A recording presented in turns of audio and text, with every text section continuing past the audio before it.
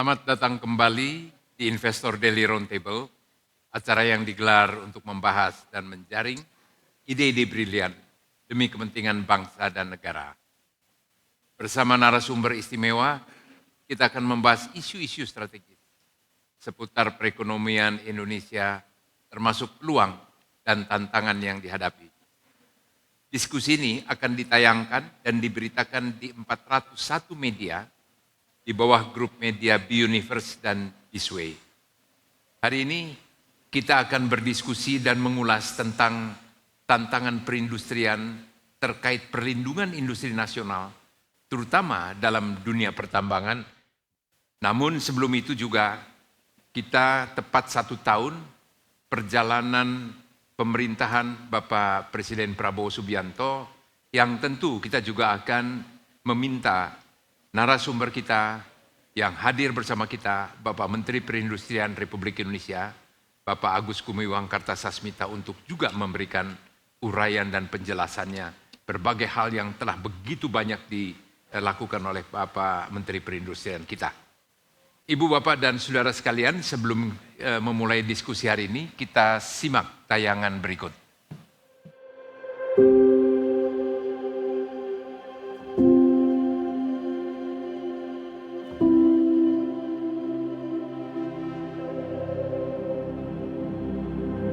Dari tanah yang kaya sumber daya, dari tangan-tangan yang tak pernah lelah bekerja, Indonesia menulis babak baru kemandiriannya.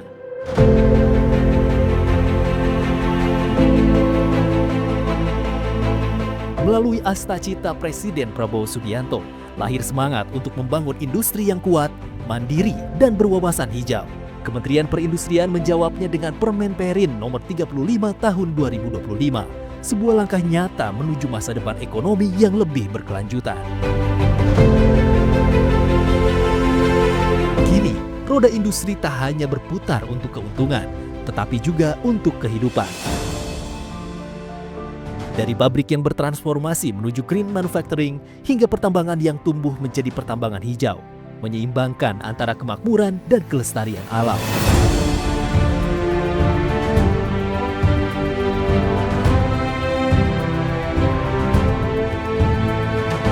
Truk-truk niaga di kawasan tambang kini melaju dengan emisi Euro 4, menandai era baru transformasi yang ramah lingkungan. Sementara kontribusi manufaktur kian meningkat, menguatkan pijakan ekonomi bangsa di tengah dunia yang terus berubah. Ini bukan sekadar regulasi, ini adalah janji kemerdekaan ekonomi.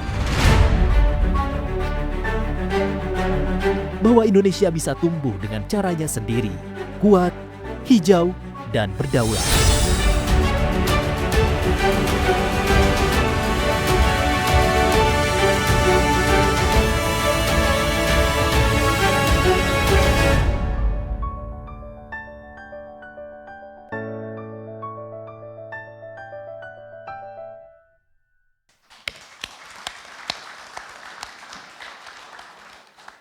Ibu, Bapak, dan saudara sekalian, begitu banyak hal yang tentu akan kita ingin dengar. Yang pertama, Pak Menteri, mohon perjalanan waktu 1 tahun dulu nih Pak Menteri, perjalanan waktu 1 tahun pemerintahan.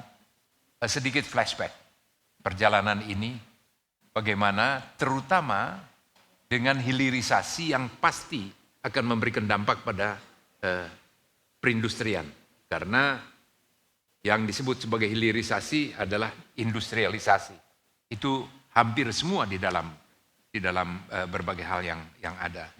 Dan yang kedua, nanti kami mohon Pak Menteri berkenan untuk memberikan uraian penjelasan tentang Permen Perin nomor 35 tahun 2025 ini, tentang ketentuan dan tata cara sertifikasi TKDN, yang di berbagai diskusi bagaimana menerjemahkan peraturan yang sebenarnya sudah jelas, tapi kadangkala dibuat tidak jelas oleh yang diskusi itu, bukan oleh pemerintah.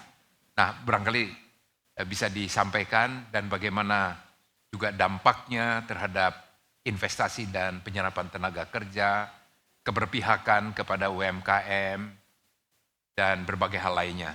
Saya tidak mau masuk di apa saja, langsung saja kita minta Pak Menteri untuk bisa menjelaskan kepada kita semua yang tentu nanti akan dilihat dan disaksikan di media yang kami sampaikan tadi.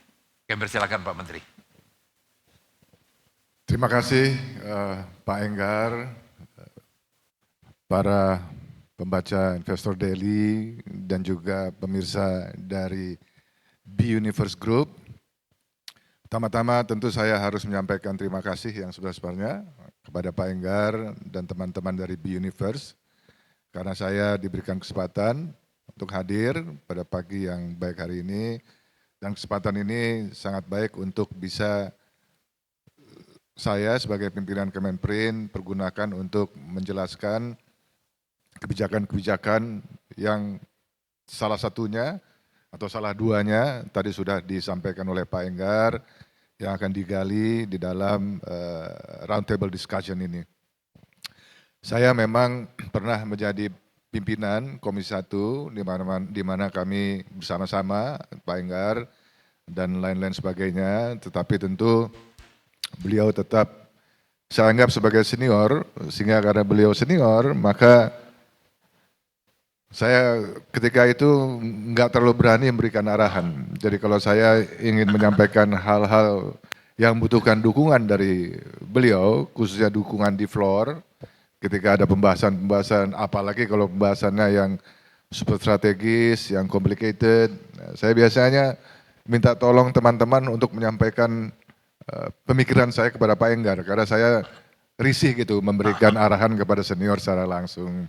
Dan saya mengenal Pak Enggar cukup lama, dan salah satu yang sangat berkesan bagi saya untuk Pak Enggar yaitu beliau seorang sosok yang santai, tapi sangat substantif. Jadi double S, santai dan substantif. Menjawab apa yang disampaikan oleh Pak Enggar tadi, kalau kita potret terhadap kinerja manufaktur di tanah air di Indonesia, tentu ada pasang surutnya, ada masa-masa ketika kita sangat baik, ada tantangan-tantangan yang begitu berat, baik itu dari dalam negeri maupun dari luar negeri. Tetapi Pak Enggar, overall saya bisa sampaikan bahwa kinerja manufaktur ini cukup menggembirakan, ya, dengan penuh tanggung jawab saya bisa sampaikan, dan saya sebetulnya kan ditugaskan oleh Bapak Presiden melanjutkan, ya, jadi ini tahun saya yang ke-6. Ya, kalau kita lihat dari potret yang paling terakhir yang disuguhkan oleh BPS, tentu kontribusi dari industri pengolahan non migas ini masih cukup tinggi, ya, 16,92% dari total GDP. Ini tinggi, tetapi Pak Enggar dan Bapak Ibu sekalian, ini masih banyak peluang untuk ditingkatkan, ya, banyak peluang untuk ditingkatkan. Apalagi dalam rencana pembangunan jangka menengah, itu kita ditargetkan dari sektor manufaktur pada tahun 2029 itu memberikan kontribusi sebesar 22%. Jadi kita ada gap yang cukup tinggi, tapi kita masih punya waktu untuk mendorong itu, untuk mencapai itu. Tetapi jangan lupa Pak Enggar dan Bapak Ibu sekalian, bahwa kalau kita bicara soal kontribusi terhadap GDP, tentu kita juga harus melihat secara utuh, yaitu ada pie. Ada pie, pie-nya itu tidak akan berubah dari 100%. Dia bisa size-nya besar, semakin besar, bisa size-nya semakin kecil, tapi tetap dalam koridor 100%. Jadi kalau kita melihat kontribusi terhadap GDP manufaktur 17% misalnya, atau harus dinaikkan ke 22% sesuai dengan RPJM tahun 2029, maka pertanyaannya, karena totalnya tetap harus 100%, nggak mungkin 110%, pertanyaannya sektor mana yang harus kita tekan pertumbuhannya? At the cost of who?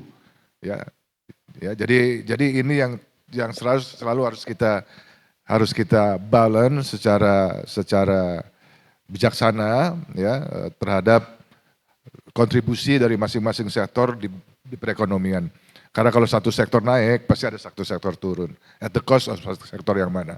Tetapi kalau kita punya persepsi yang sama, ya bahwa sebuah negara maju, sebuah negara yang berdaulat, sebuah negara yang dianggap mandiri, itu apabila memang sektor manufakturnya itu bisa kuat. Jadi kalau kita punya persepsi yang sama, memang tidak mau, ya tidak ada pilihan lain bahwa kita harus memperkuat pertumbuhan dari sektor manufaktur. Kemudian juga kalau kita bicara soal ekspor, ya, kontribusi dari total ekspor nasional dari produk-produk manufaktur kita ini hampir 80%. Jadi 80% ekspor, 80% ekspor nasional itu berasal dari produk-produk manufaktur. Sisanya hanya tinggal 20%. Kemudian kontribusi terhadap investasi nasional itu hampir 39%, ya, hampir 39%. Jadi investasi yang masuk ke Indonesia, baik PMA maupun PMDN itu hampir 39% diarahkan kepada sektor manufaktur dan penyerapan tenaga kerjanya juga cukup tinggi, yaitu 13,40% dari total penyerapan tenaga kerja nasional. Yang menarik, Pak Enggar, ya ada satu sebut saja komponen atau faktor yang selalu kita lihat, yaitu MVA, Pak, Manufacturing Value Added, di mana kita Indonesia sudah bisa berhasil naik ke posisi 13 dunia dari Manufacturing Value Added MVA, ya, dengan total nilai 265 billion dolar Amerika. Jadi udah posisi ke-13 dan kita banyak, dan kita di atas rata-rata dari banyak negara yang kita anggap selama ini merupakan negara manufaktur yang kuat. Jadi MVA ini salah satu cara, salah satu means di mana kita bisa menghitung kinerja dari manufaktur itu value added.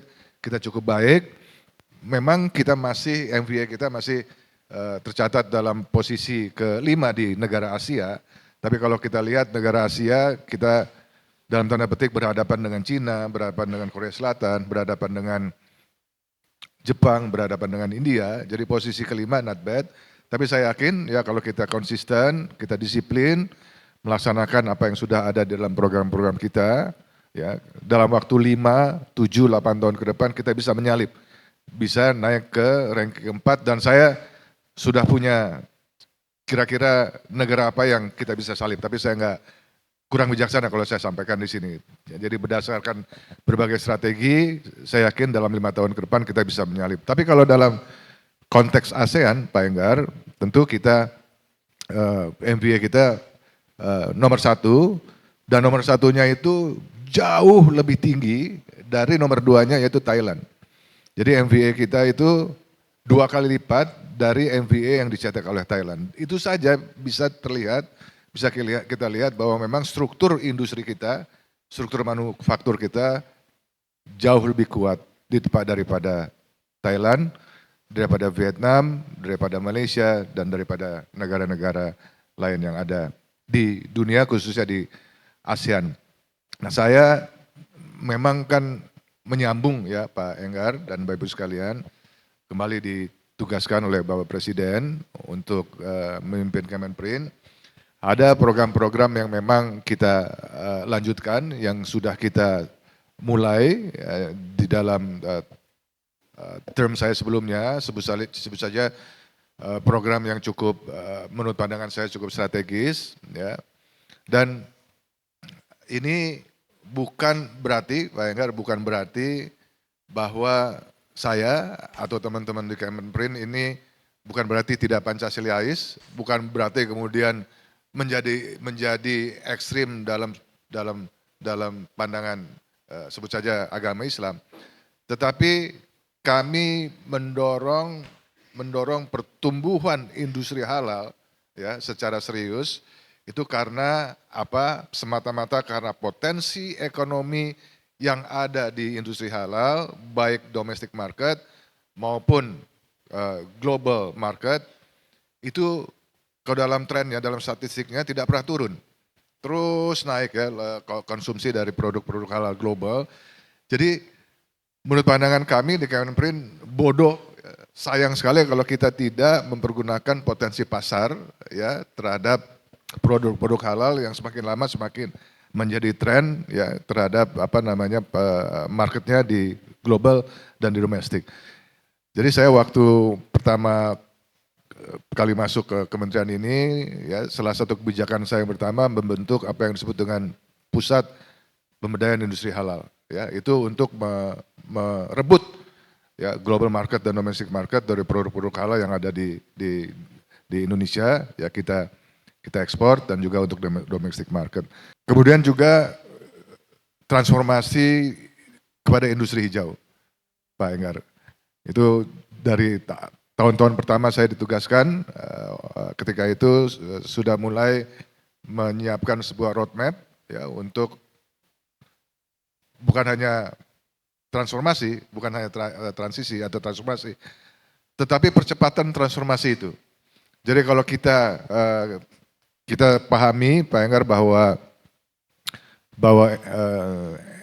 NZE National Zero Emission yang ditetapkan oleh pemerintah ya itu pada tahun 2060 itu kita mencapai NZE emission itu. Tapi di dalam sektor manufaktur kita menetapkan 1 dekade lebih cepat.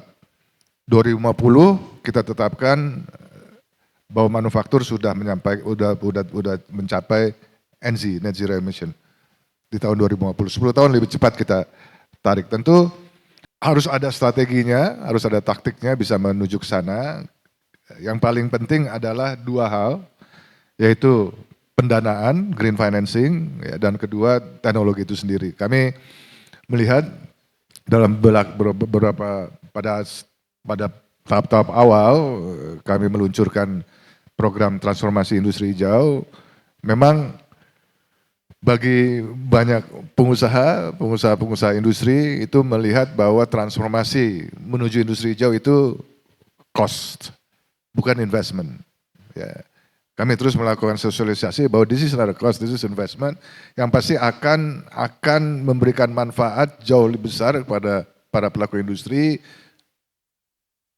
Kalau tidak jangka pendek, pasti akan memberikan manfaat jangka menengah, jangka panjang. Jadi ini investment.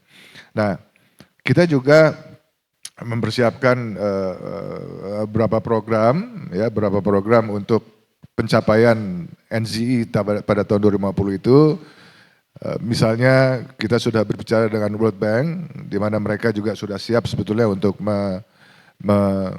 memberikan sebut saja soft loan dan bahkan grant ya, untuk membiayai transformasi industri dari industri yang konvensional menuju industri hijau. Nah, kami menyiapkan sebuah konsep yang disebut dengan GISCO, yaitu Green Industry Service Company. Nah, itu nanti menjadi arm kita ya dari menjadi tangan pemerintah kita ya di dalam melakukan kurasi, di dalam mendorong perusahaan-perusahaan untuk bisa segera masuk kepada program transformasi kepada industri hijau, di mana GISCO itu nanti yang akan mempersiapkan pendanaan ya dan juga mempersiapkan teknologi. Dan teknologi sendiri itu ada, Pak Enggar dan Ibu sekalian, is there, dan makin lama teknologi itu sendiri akan semakin affordable, ya, akan semakin, kalau boleh disebut akan semakin murah. Ya.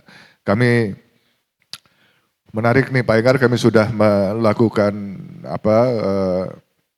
uji coba, trial, ya, pada satu teknologinya itu kita semua tahu yang disebut dengan teknologi CCU, ya, Carbon Capture Utilization. Kami tidak menggunakan pendekatan storage, jadi kita menggunakan pendekatan CCU, Carbon Capture Utilization, di mana kami sudah bekerja sama dengan sebuah perusahaan teknologi ya, yang berasal dari Taiwan.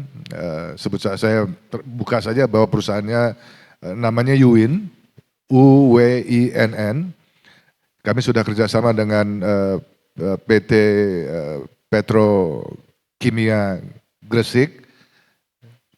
Alat sudah dipasang di proses produksi PT Kimia Gresik, dan hasilnya Pak Enggar dan Ibu sekalian, alat tersebut bisa mengurangi emisi gas sebesar hampir 30-40%.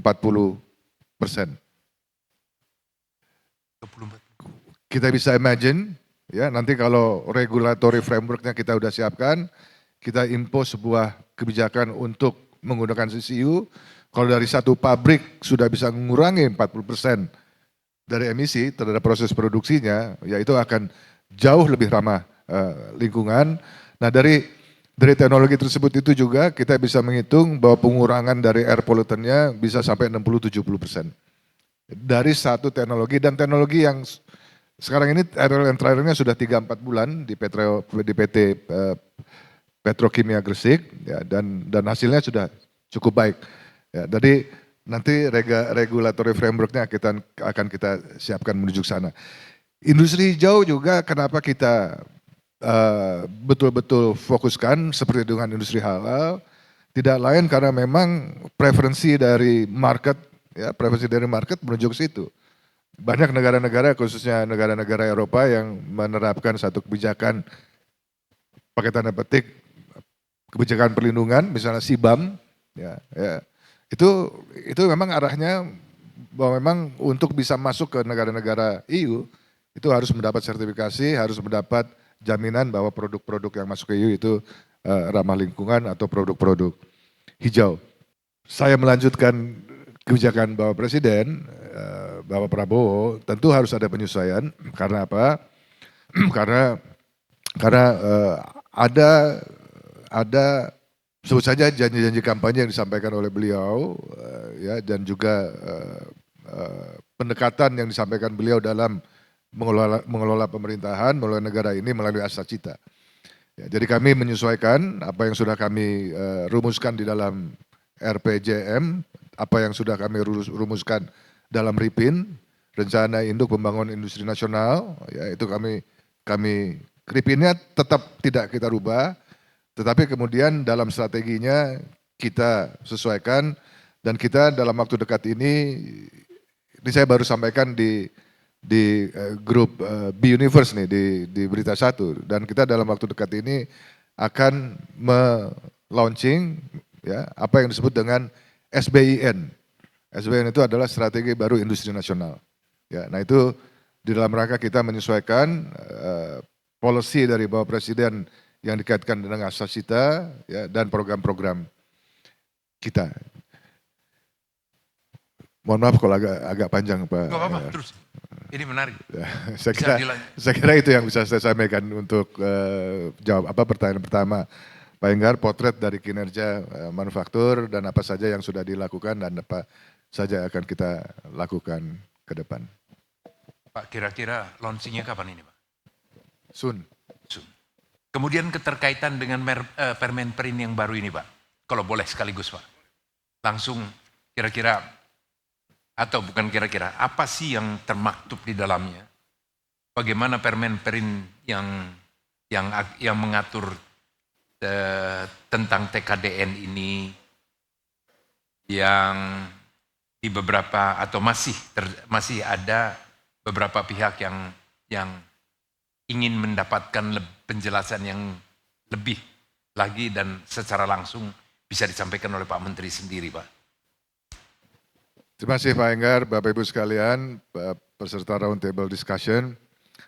Tadi yang dimasuk Pak Enggar, Permenperin 35 tahun 2025 yang mengatur tata cara penerbitan sertifikat TKDN. Gambarnya seperti ini Pak Enggar dan Bapak Ibu sekalian. Sebelum terbit Permenperin 35 tahun 2025 yang mengatur tata cara perhitungan sertifikat TKDN, itu regulasi yang mengatur tata caranya itu ada dalam Permenperin nomor 16 tahun 2011. Jadi kalau kita bisa bayangkan sudah berumur 14 tahun. Jadi regulasi itu nggak bisa dan tidak boleh kita anggap sakral, apapun itu, ya. Kalau memang ada dinamikanya, kalau memang ada kebutuhan untuk meregulasi, kita harus berani meregulasi. Kenapa ini penting? Ya, timeline ini penting. Oleh sebab itu pada bulan Maret tahun 2021 Maret 2024, kami di Kemenperin memulai atau melakukan kick off terhadap pembahasan revisi Permenperin 16 tahun 2011 yang mengatur berkaitan dengan tata cara penghitungan sertifikat TKDN. Timeline Maret 2024. Artinya apa? Artinya kami pemerintah melalui Kemenperin dengan kesadaran sendiri ya merasa adanya keperluan untuk merevisi Permen tersebut dalam rangka menjawab dinamika, dalam menjawab apa yang menjadi tuntutan dari pelaku industri. Bukan karena tekanan negara tertentu. Kalau kita ingat mengenai Trump tarif, ya Trump tarif itu diberlakukan pada 1 April 2025, ya Trump tarif, termasuk pada Indonesia. Sedangkan kami sudah melakukan pembahasan kick off-nya Maret 2024, setahun tuh. Sudah setahun kita melakukan pembahasannya. Sehingga ini merupakan kesadaran kolektif dari bangsa, dari negara, dari pemerintah bahwa memang harus direvisi. Ya, bukan karena tekanan siapapun. Dan ini juga dalam rangka tentu kita menyesuaikan terhadap apa yang tadi saya sampaikan Asacita. Jadi ada Asacita kedua, Asacita ketiga dan juga Asacita kelima dalam rangka mendukung program-program dari Bapak Presiden melalui sertifikat TKDN, melalui program penggunaan produksi dalam negeri. Kenapa kita menganggap ada keperluan untuk merevisi regulasi tata cara perhitungan sertifikat TKDN? Kita atau pemerintah ingin agar setiap hasil dari taxpayer membayar pajak yang dibelanjakan melalui APBN, baik itu pengadaan barang maupun pengadaan jasa, itu harus sepenuhnya melalui produk-produk dalam negeri. Indonesia itu bisa menjadi hub atau pusat industri halal dunia. Sekali lagi, ini hanya dalam kacamata atau dalam strategi kita yang tidak lain adalah berkaitan dengan ekonomi. Tidak ada kaitan dengan yang lain selain ekonomi.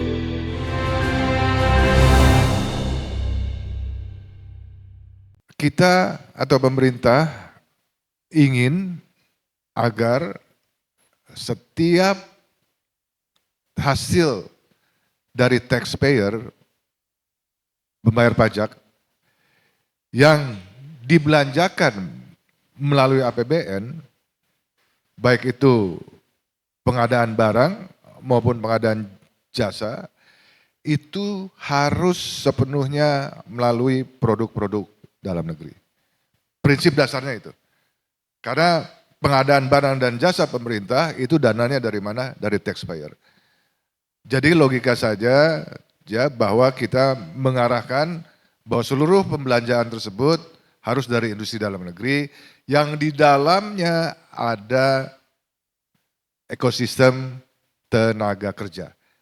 Ya, jadi kita melindungi tenaga kerja dari hasil taxpayer yang dibayar oleh Pak Enggar, dibayar oleh Bapak Ibu sekalian. Jadi prinsipnya itu.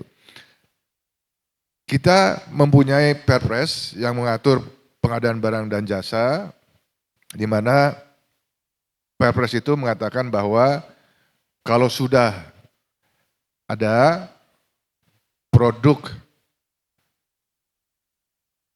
dalam negeri yang nilai TKDN-nya di atas 40%, ya, maka kalau ada belanja pemerintah, baik itu pusat, daerah, BUMN, yang ada kaitannya dengan produk tersebut, wajib hukumnya dia dibelanjakan melalui produk dalam negeri. Wajib hukumnya tidak boleh impor. Ya. Sehingga apa? Sehingga strategi yang paling penting Pak Enggar dan Ibu sekalian, karena PBJ, pengadaan barang dan jasa itu melalui LKPP, melalui IKATALO, maka strateginya kita harus membanjiri membanjiri produk-produk buatan dalam negeri, produk-produk manufaktur kita masuk ke dalam e-katalog, masuk ke dalam e-katalog, kita harus banjiri. Oleh sebab itu, karena kita strateginya ingin membanjiri produk-produk dalam negeri masuk ke e-katalog, ya, maka tata cara penghitungan sertifikat TKDN harus lebih murah, harus lebih mudah, dan harus lebih cepat. Selain murah, mudah, cepat, juga dia harus memiliki nilai insentif di dalam perhitungannya. Ya. Ini yang baru, yang belum ada sebelumnya di pengaturan yang dalam regulasi yang sebelumnya. Nah, kita harapkan, tadi saya bicara soal kuantitas dari produk-produk industri dalam negeri yang akan kita banjiri di dalam masuk ke badan e-katalog.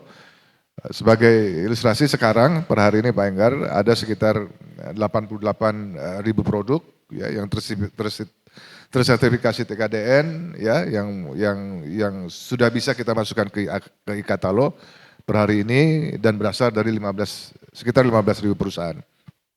Jadi harapan kami dalam 2 tahun ke depan Pak Enggar itu akan ada 2 kali lipat ya dari jumlah yang tadi 88% produk nasional yang masuk ke dalam e-katalog. Yang bisa menjadi menu bagi kementerian, menu menjadi dari lembaga, menu dari BUMN dalam rangka mereka melakukan belanja baik itu barang dan jasa. Terima kasih Pak Menteri. Ini mengikuti uraian ini, saya harus jujur menyampaikan terkesima juga bagaimana upaya yang luar biasa dan ini adalah kesinambungan perjalanan 5 tahun pertama yang kemudian pada periode berikutnya di bawah pemerintahan Bapak Prabowo Subianto yang juga terkait dengan Astacita itu diimplementasikan oleh Pak Menteri Perindustrian kita, rangkaian-rangkaian yang tadi telah diuraikan tidak terputus. Pak Menteri, ada hal yang menarik kali ini, yang juga dari teman-teman pengusaha mengenai industri, ada 2 prioritas utama, industri hijau dan industri halal.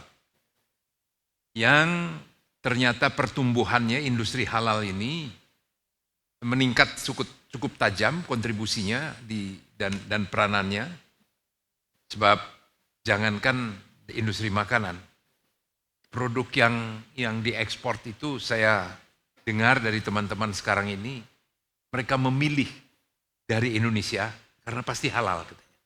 Nah, kampanye yang disampaikan oleh pemerintah, oleh Pak Menteri, oleh Kementerian Perindustrian mengenai peningkatan hal-hal yang dilakukan itu walaupun tanpa label halal, tetapi dianggap bahwa produk dari Indonesia itu lebih terjamin halal. Ini sesuatu yang menarik, tetapi tentu harus diikuti dengan yang lain. Dan kemudian industri hijau, ada 2 hal yang tadi disampaikan oleh Pak Menteri bahwa tidak mengabaikan atau sangat mengetahui kebutuhan mengenai financing dan teknologi. Sekarang tinggal yang menjadi soal adalah implementasi, walaupun ada beberapa hal yang di luar ranah dari Kementerian Perindustrian. Semuanya diproduksi, semuanya diatur, tetapi paling tidak diharapkan semua pihak yang terkait mengikuti atau menerapkan apa yang telah disampaikan. Sebagai contoh, bagaimana kalau pameran berbagai hal, pameran kendaraan lah, pameran berbagai industri, itu persyaratan-persyaratan mengenai produk yang katakanlah kalau otomotif atau kendaraan itu sesuai dengan ketentuan Euro 4 sudah, sebaiknya itu harusnya ditaati. di luar kewenangan, memang itu dari instansi lain.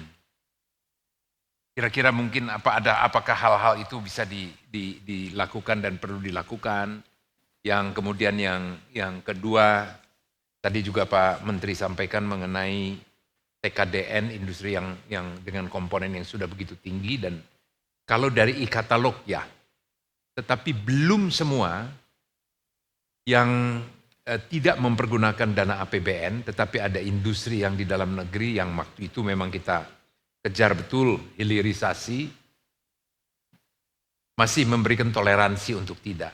Tetapi apakah tidak ada rencana Pak Menteri untuk menerapkan bahwa sejak waktu tertentu itu harus memenuhi ketentuan yang Pak Menteri sampaikan, baik dari komponen TKDN-nya dan atau dalam keterkaitan Euro 4, karena kita tentu akan berbicara mengenai industri hijau itu. Paling tidak itu dua hal pertama Pak Menteri mungkin bisa memberikan penjelasan sehingga itu akan lebih bisa ditaati lagi lah oleh teman-teman. Silakan Pak Menteri. Baik, terima kasih Pak Enggar atas pertanyaannya. Saya ingin sedikit saja mengelaborasi apa yang tadi saya sampaikan, menambahkan mengenai industri hijau. Memang dalam pandangan saya bagi para pelaku industri seharusnya tidak ada pilihan Pak, tidak ada opsi. Mereka harus transform ke industri hijau. Kalau enggak, mohon maaf, akan ketinggalan kereta. Mohon maaf, ya. Jadi penciptaan nilai tambah itu sebetulnya nanti ada di transformasi kepada industri hijau. Kami pemerintah sadar, oleh sebab itu kita harus intervensi. Pemerintah harus hadir dalam transformasi, dalam upaya mentransformasi dari industri menjadi industri hijau. Tadi yang saya sampaikan sedikit, ya kita sudah bicara dengan Bank Dunia, kita sudah siapkan satu instrumen, ya satu konsep yang disebut dengan GISCO dan lain sebagainya itu adalah merupakan bentuk dari kehadiran pemerintah yang menginginkan adanya percepatan transformasi dari industri biasa ke industri hijau. Kalau untuk halal, tambahannya sedikit saja, bahwa memang Pak Enggar kami menginginkan agar someday ya, dan someday ini nggak boleh terlalu lama. Indonesia itu bisa menjadi hub atau pusat industri halal dunia. Sekali lagi, ini hanya dalam kacamata atau dalam strategi kita yang tidak lain adalah berkaitan dengan ekonomi. Tidak ada kaitan dengan yang lain selain ekonomi. Bagaimana kita mau atau bisa merebut pasar yang lebih luas, yang semakin lama semakin tinggi demand terhadap produk-produk halalnya. Dan kami sudah menggelar apa yang disebut dengan Indo Halal, ya sudah 2 tahun running, ya 2 tahun running, itu merupakan dan alhamdulillah sudah diakui ya oleh dunia menjadi salah satu event atau series dari pameran-pameran produk halal dunia yang sudah ada di Jakarta. Dan kita ingin menjadi negara ya bukan hanya marketnya besar, penyerapan market industri produk-produk halal besar, tapi juga kita bisa mengekspor produk-produk halal kita ke dunia. Mengenai Euro 4, kalau di dalam regulasinya, kalau di hulunya, di sisi produksinya, produksi dari kendaraan, ya, baik itu kendaraan roda 4, baik itu kendaraan niaga, baik itu truk kapasitas tambang dan sebagainya, itu dalam regulasinya sih udah clear bahwa memang harus memenuhi standar yang sudah kita tentukan berdasarkan dengan nilai emisi atau level dari emisinya. Ya. Jadi dengan demikian saya bisa mengatakan bahwa pabrik-pabrik baik itu roda 4 konvensional, truk, kendaraan-kendaraan niaga, itu memang sudah diwajibkan untuk memproduksi kendaraan-kendaraan yang memiliki engine berdasarkan atau selevel dengan Euro 4. Nah, ini sudah bisa kita implementasikan. Dan kalau kita bicara berkaitan dengan kendaraan yang beredar di jalanan umum, saya kira itu sudah standarnya sudah mendekati atau sudah Euro 4. Karena memang regulasinya ada. Tapi pertanyaannya bagaimana dengan kendaraan-kendaraan yang beredar yang tidak ada di jalanan umum? Ya, misalnya tambang, ya di tambang itu saya banyak mendapat laporan bahwa truk-truk yang beroperasi di pertambangan-pertambangan itu belum sesuai dengan standar, ya masih di bawah Euro 4, ada di Euro 2, Euro 3. Nah, ini bagi saya sebagai pembina industri, Pak Enggar, tentu sangat disayangkan ya karena sebetulnya potensi market bagi produk-produk nasional kita, ya produk-produk truk yang diproduksi di Indonesia itu jadi hilang, ya jadi hilang. Padahal itu potensinya juga besar. Saya bicara dalam konteks sebagai Kementerian Industrian di mana potensi untuk mensuplai truk-truk untuk beroperasi di sektor pertambangan itu besar sekali. Jadi sayang kalau memang dan saya dengar juga bahwa truk-truk yang masuk ke wilayah operasi pertambangan itu kebanyakan impor, Pak. Ya, kebanyakan impor. Nah, itu sayang sekali. Padahal potensi yang bisa kita gali, kita dapatkan untuk truk-truk produksi nasional itu juga sangat besar. Dan kami pasti atas nama kepentingan industri nasional, atas nama kepentingan manufaktur, ya akan berkoordinasi sebetulnya sudah dengan kementerian dan lembaga lain agar supaya ada regulasi ya pemerintah untuk mengatur bahwa tidak hanya di jalanan umum, tapi di wilayah-wilayah lain di luar jalanan umum itu kendaraan yang beredar harus sesuai standar yang sudah ditetapkan, yaitu yang kita bicarakan tadi standar Euro 4. Kembali kepada TKDN yang tadi ditanyakan oleh Pak Enggar. Bapak Ibu sekalian, sebetulnya kepentingan perusahaan untuk mendapatkan sertifikat TKDN, ya, tidak semua industri dalam negeri itu memiliki kepentingan untuk mendapatkan sertifikat TKDN. Tidak semua dan tidak perlu.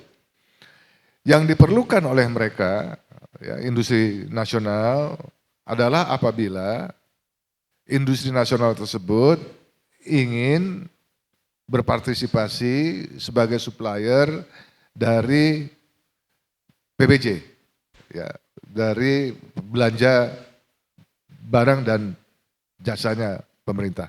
Karena memang di situ nanti akan kita lihat nilai dari TKDN tersebut.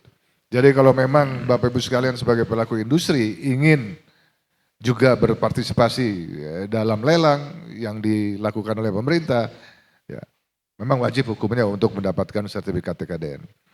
Yang kedua adalah ketika ada regulasi yang mengatur izin edar.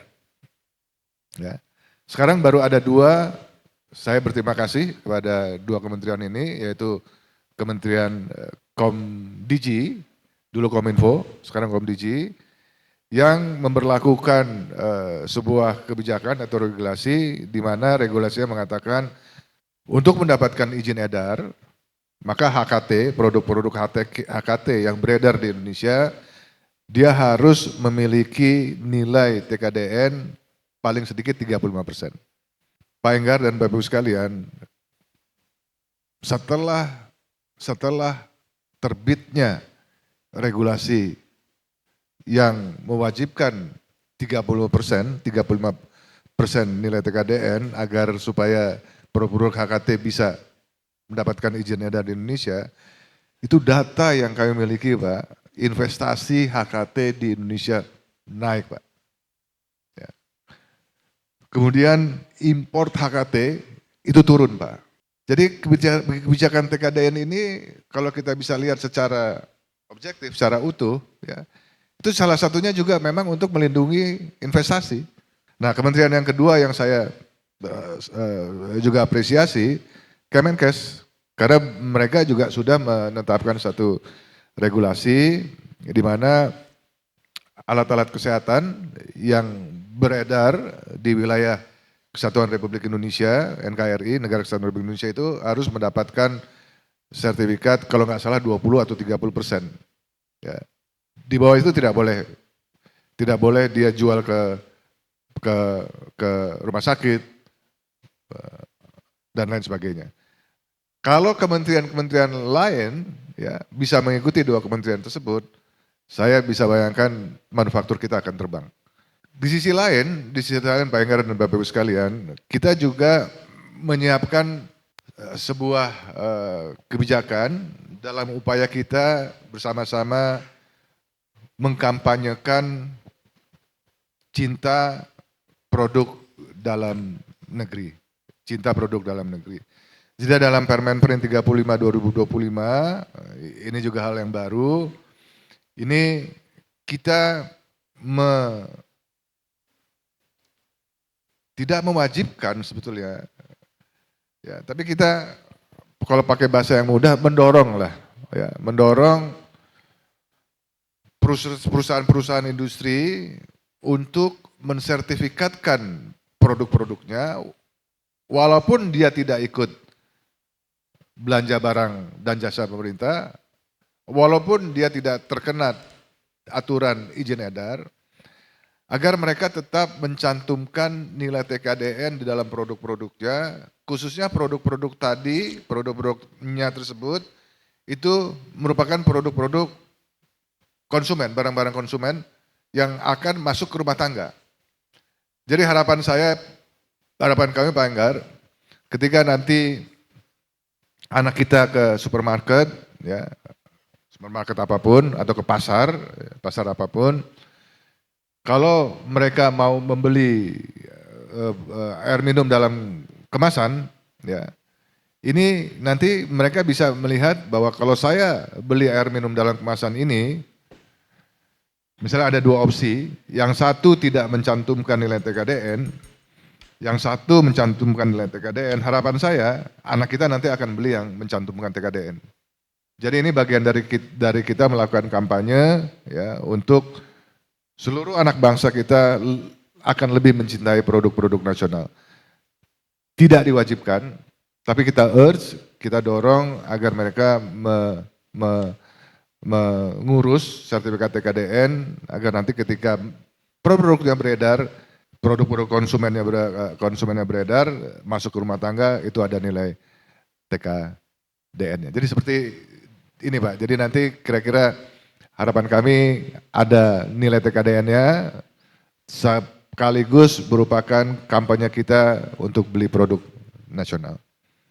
Pak Menteri, saya tidak tahan untuk tidak menyampaikan bahwa ini memang dan harus, karena itu pada era saya yang lalu, ini diluncurkan pada waktu Pak Ginanjar Kartasasmita Pak.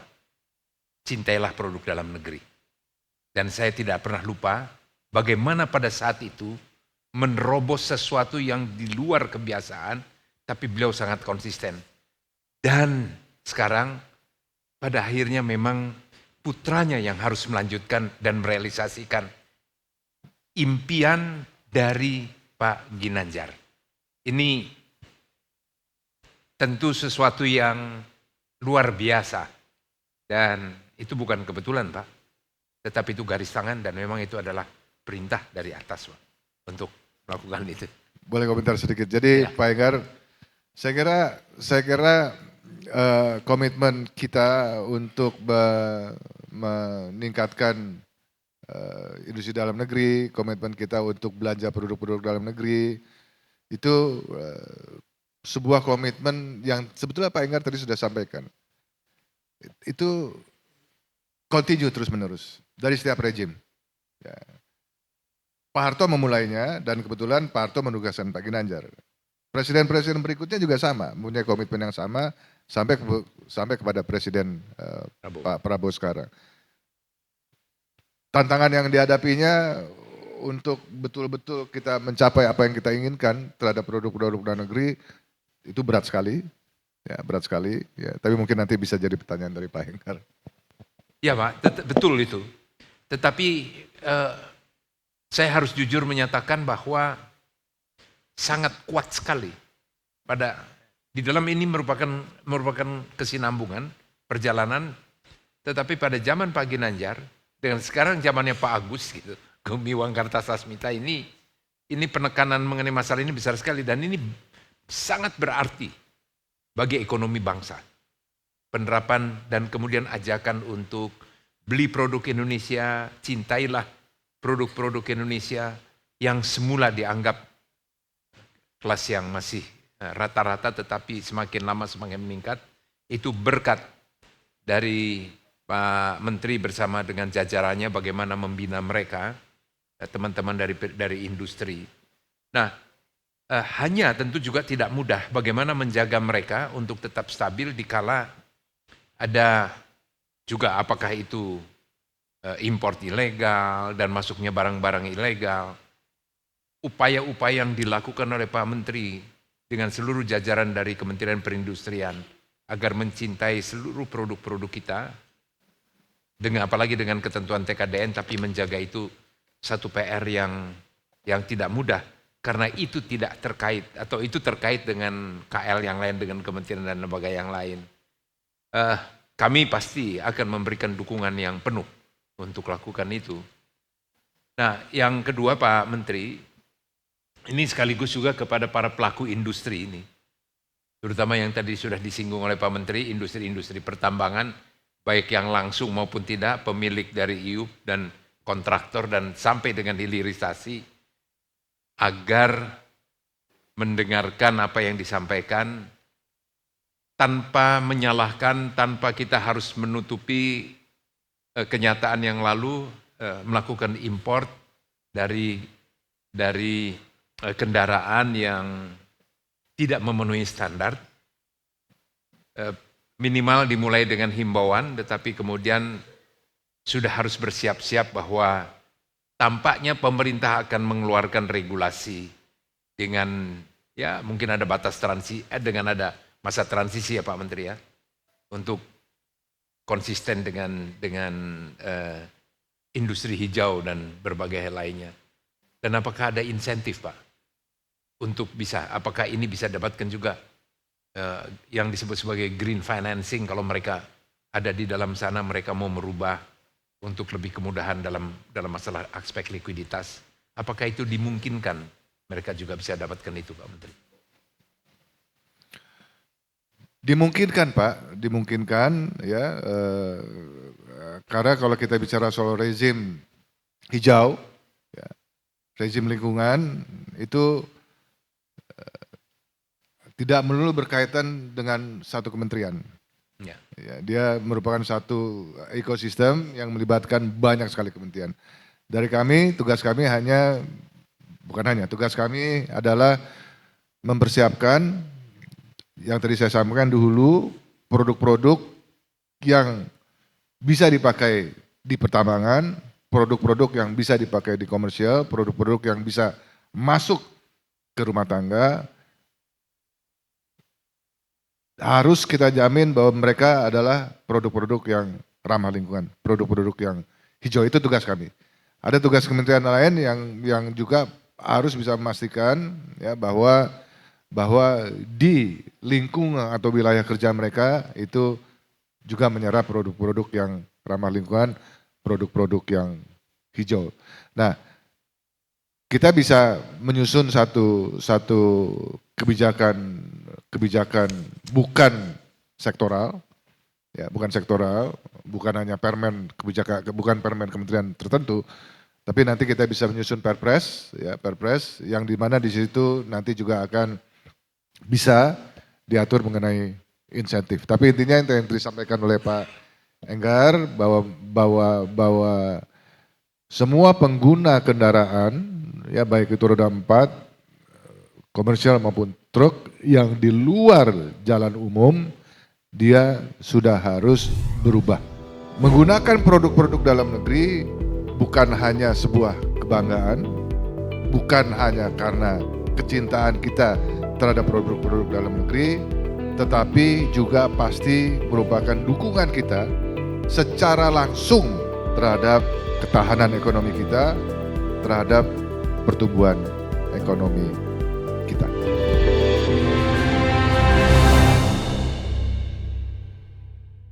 Semua pengguna kendaraan, ya baik itu roda 4, komersial maupun truk yang di luar jalan umum, dia sudah harus berubah.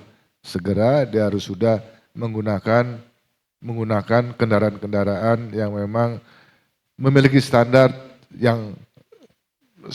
Euro 4 itu kan sebetulnya dalam kekinian kan standar yang memang biasa. Negara lain sudah bicara soal 5, soal 6 kan.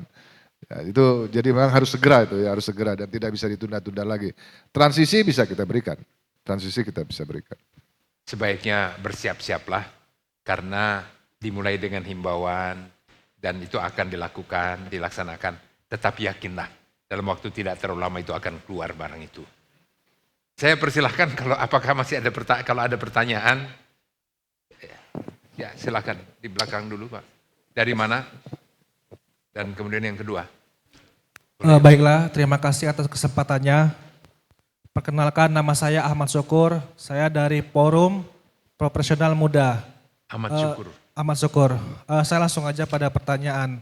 Tadi Pak Menteri sempat menyampaikan bahwasannya terjadinya perang tarif pada tanggal 1 April 2025. Tolong jelaskan lebih detail lagi dampak positif yang terjadi setelah pasca tarif tersebut. Dampak positifnya pada negara apa, pada pelaku usaha bagaimana? Apa dampak positif setelah terjadi atau setelah berlakunya perang tarif tersebut? Terima kasih. Terima kasih. Mas Ahmad, perang tarif gak pernah ada positifnya Pak. Ya, itu secara yang saya ketahui, yang saya pelajari, teori-teori ekonomi mengatakan perang tarif tidak akan ada positifnya. Saya mencoba ya sejak Trump menyampaikan wacana akan melakukan perang tarif, mengenakan tarif tertentu, dan kemudian betulan beliau itu mengenakan tarif tertentu. Saya mencoba mempelajari jalan pikiran beliau. Ya, kenapa beliau waktu bulan April ya, sekarang sudah Oktober. Ya. Kenapa beliau menganggap perlu Amerika untuk menerapkan kebijakan tarif yang sekarang beliau ambil. Di permukaannya memang adalah untuk trade balance antara Amerika dengan negara-negara partner balance, trade partnernya di permukaan. Tapi yang saya tangkap bukan itu Pak Ahmad. Yang saya tangkap adalah Amerika menyadari ya, bahwa semakin lama sektor manufaktur yang ada di Amerika itu kalau boleh kita lihat dalam konteks kontribusinya itu semakin turun. Saya mendapatkan informasi bahwa manufaktur di Amerika hari ini, nanti tolong dicek ya, saya angkanya nggak terlalu hafal, tapi informasi yang saya dapat kontribusi terhadap GDP dari manufaktur Amerika itu di bawah 12% Pak. Ya. Nah, saya mencoba memahami apa yang menjadi pemikirannya Presiden Trump.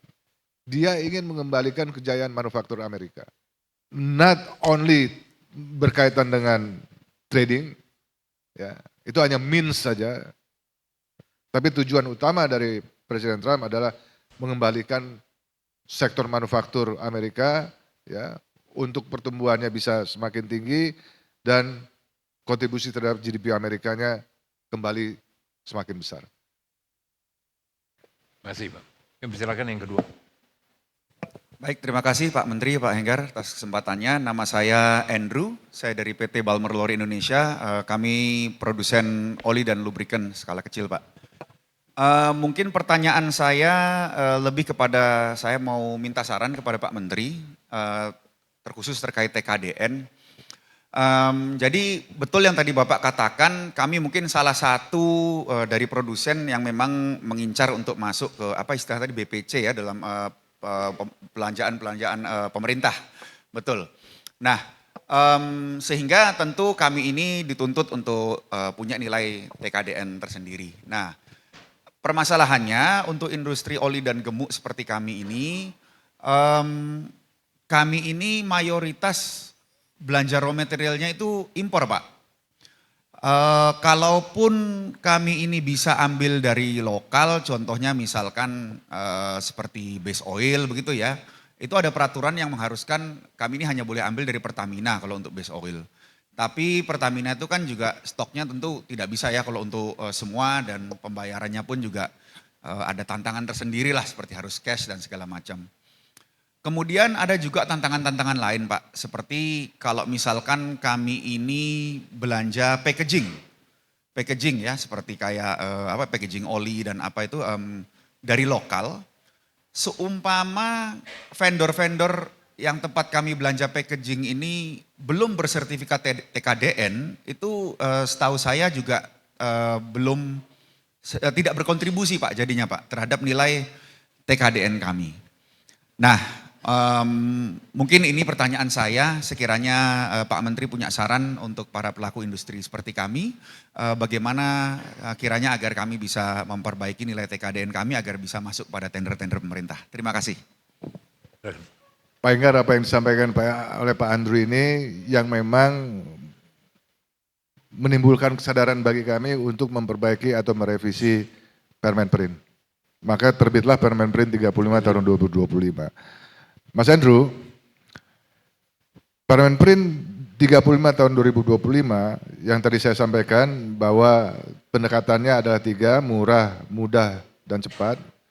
Tapi ada juga yang sama pentingnya dengan mudah, murah, dan cepat, yaitu insentif. Ya. Kalau kita bicara berkaitan dengan PBJ, pengadaan barang dan jasa, ya, itu Perpresnya mengatakan kalau sudah ada barang, dalam hal ini pelumas, yang TKDN-nya di atas 40%, maka wajib hukumnya bagi kementerian lembaga untuk beli. Ya, beli barang yang sudah memiliki nilai TKDN 40%. Insentif, jadi Permenprint 35 2025 ini memberikan insentif. Kalau Bapak dan Ibu investasi, membuka pabrik di wilayah NKRI, ya, berdasarkan Permenprint 35 2025 ini, dia otomatis, ini baru ini, sebelum tidak, dia otomatis mendapatkan nilai 25%. 10% dari tenaga kerja, 15% kita berikan penghargaan sebagai insentif dari overhead perusahaan. 25% you do nothing Pak. Selama Bapak punya pabrik di Indonesia, you do nothing, you get 25%. Itu insentif. Itulah mempermudah, mempercepat, dan murah. 20%. Untuk mendapatkan 15%, kita permudah lagi Pak. Tambahan 15% maksudnya, karena untuk mendapatkan angka 40%, kita permudah lagi. Maka ada yang disebut dengan nilai TKDN plus BMP. Ya. BMP di dalam Permenprint yang baru ini, itu betul-betul juga kita upayakan pendekatannya insentif. Kita permudah. Dalam aturan Perpres, BMP itu maksimal hanya bisa 15% nilai BMP. Jadi kalau Pak Andrew punya pabrik di sini otomatis 25%, tinggal mencari tambahan 15% dari BMP. Dan BMP ini kita permudah Pak, kita permudah. Jadi BMP yang sekarang dalam rezim Permenprint 35 2025 ini, kita siapkan menu Pak. Bapak atau pelaku industri lain boleh memilih dari 15 menu yang kita siapkan. Dari 15 menu yang kita siapkan tadi, di situ ada unsur penyerapan tenaga kerja, kemudian penambahan investasi baru, ada kemitraan dan penguatan rantai pasok, ya, kemudian ada substitusi impor dan lain sebagainya. Jadi kita siapkan 15 menu. Kalau kita jumlahkan itu menunya ada bobotnya. Ya, kalau kita bicara penyebaran tenaga kerja, kita kasih bobot 4%. Kita bicara mengenai investasi baru, kita berikan bobot 4%. Kita bicara mengenai penerapan industri 4.0, kita berikan bobot 2%. Dari 15 faktor penentu BMP, ya, itu kalau kita jumlah, dari seluruh menu yang kita siapkan itu 38%. Bapak hanya butuh 15%, Pak. Betapa mudahnya untuk mendapatkan 15%. Itu kita buat semudah mungkin untuk mendapatkan 15%. Jadi perusahaan Pak Andrew tinggal pilih aja dari 15 menu yang kita siapkan, mana yang paling mudah oleh perusahaan untuk mendapatkan nilai BMP. Silahkan pilih. Masa dari 38% yang kita siapkan nggak bisa dapat 15% kan, kita udah 2 kali lipat loh itu. Sudah 2 kali lipat kita siapkan. Tinggal pilih aja. Misalnya 4-4-4-2 itu udah 14%, tinggal cari satu lagi. Ya.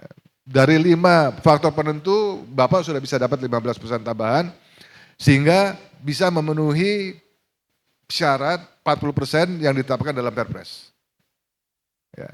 Nah, ini kehadiran dari Permen 35 itu ya seperti itu Pak Andrew, mempermudah. Kami ingin mempermudah produk-produk dalam negeri bisa mencapai angka 40%. Mempermudah, mempercepat, dan juga murah.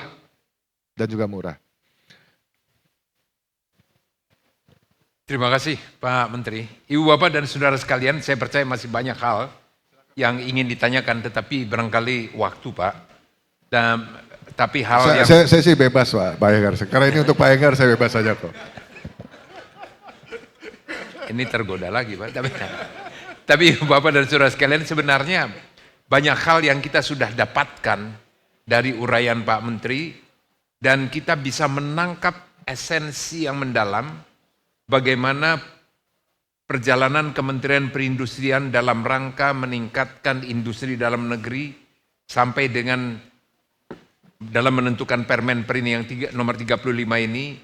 Di satu sisi terjadi kemudahan, tetapi di sisi lain tetap konsisten untuk mendukung produk-produk dalam negeri tanpa kita harus membatasi impor, karena tidak mungkin dengan berbagai perjanjian perdagangan yang kita semua sudah tanda tangani, kita semua harus ikuti, kita harus membatasi dan tidak mengizinkan impor. Tetapi upaya yang dilakukan oleh pemerintah di bawah kepemimpinan Bapak Presiden Prabowo Subianto yang kemudian diimplementasikan atau dilaksanakan oleh Pak Menteri Perindustrian dalam hal ini, itu sangat kuat sekali dukungannya, dorongannya dari sisi hulunya untuk memproduksi, meningkatkan dunia usaha agar terus meningkatkan kualitas dan berbagai hal lainnya. Namun tanpa dukungan dari kita semua, dari dunia usaha, di dalam rangka mengimplementasikan yang semua itu nanti adalah untuk kepentingan kita bersama, maka tidak mudah atau sulit sekali untuk dilakukan. Tetapi pemerintah tidak hilang atau tidak kurang langkah-langkahnya dalam rangka itu tanpa kita harus bertentangan dengan berbagai perjanjian dan ketentuan yang ada, seperti yang tadi secara tegas tapi halus disampaikan oleh Pak Menteri bahwa nanti akan ada berbagai ketentuan yang akan dilakukan, bahwa diberikan masa transisi ya. Nah, daripada kita sudah dihadapkan pada waktu, lebih baik kan dari sekarang lakukanlah apa yang tadi disampaikan oleh Pak Menteri ini. Belanjalah berbagai hal, berbagai produk yang telah diproduksi oleh kita. Pak Menteri, ini tentu kita mengharapkan nanti dalam berbagai kesempatan kita nanti audiensi dengan Pak Menteri untuk bisa memberikan uraian. Nah, ini bisa masih diberikan kesempatan, alhamdulillah. Terima kasih Pak Menteri. Inilah bedanya kan ketua dengan anggotanya. Pak Menteri, mohon closing statement Pak Menteri. Baik, Bapak Ibu sekalian, khususnya pemirsa dan pemirsa dari B-Universe dan juga pembaca Investor Daily. Apa yang kita bahas pada hari ini merupakan hal yang sangat penting, khususnya bagi perekonomian nasional. Ya. Sederhananya seperti ini Bapak Ibu sekalian.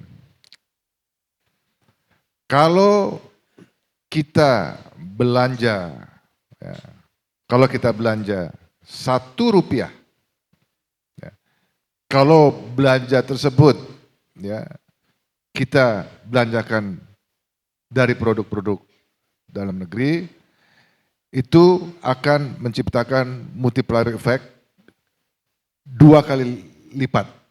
Jadi kalau Rp1, dia akan menciptakan multiplier effect terhadap ekonomi 2,2 rupiah.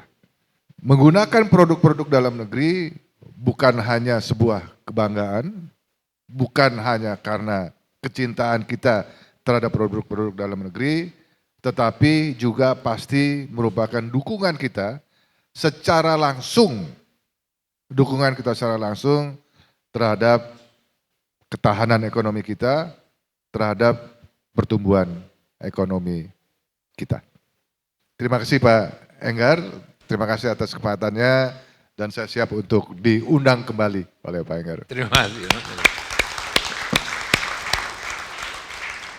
Ibu Bapak dan saudara sekalian, sekali lagi terima kasih kepada Pak Menteri Perindustrian yang telah berkenan meluangkan waktunya dan kami mohon aplaus yang besar untuk Pak Menteri Perindustrian. Dan Ibu Bapak, sebelum saya kembalikan, ini ada patah mengatakan cucuran atap jatuhnya ke pelimbahan juga.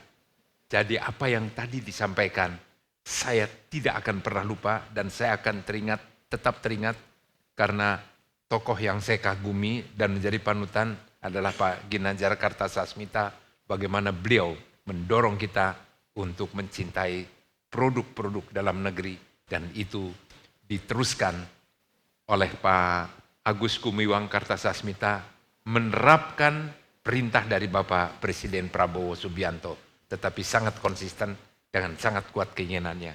Demikianlah tadi diskusi kita dalam Investor Daily Roundtable hari ini. Sampai jumpa kembali.